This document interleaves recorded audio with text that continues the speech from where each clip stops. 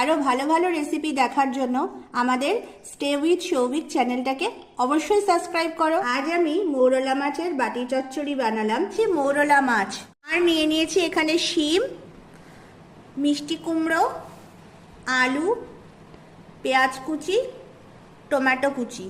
এখানে লাগছে সর্ষে আর জিরা বাটা, সামান্য পরিমাণে হলুদ গুঁড়ো, পরিমাণ মতো নুন আর কয়েকটা চেরা কাঁচা লঙ্কা। এবার আমি এখানে সব সবজিগুলোকে একটা বাটির মধ্যে নিয়ে নিই। সর্ষের তেলের পরিমাণটা একটু বেশি দেবে, তাতে করে রান্নার টেস্টটা কিন্তু খুবই ভালো আসবে।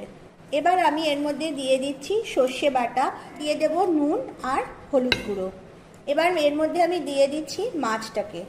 এবার আমি পুরো মিশ্রণটাকে এর মধ্যে দিয়ে দেব। বন্ধুরা, আমি এটাকে আস্তে করে ঢাকা দিয়ে রেখে দেব। এবার আমি এর মধ্যে দিয়ে দেব বেশ কয়েকটা যে চেরা কাঁচা লঙ্কা,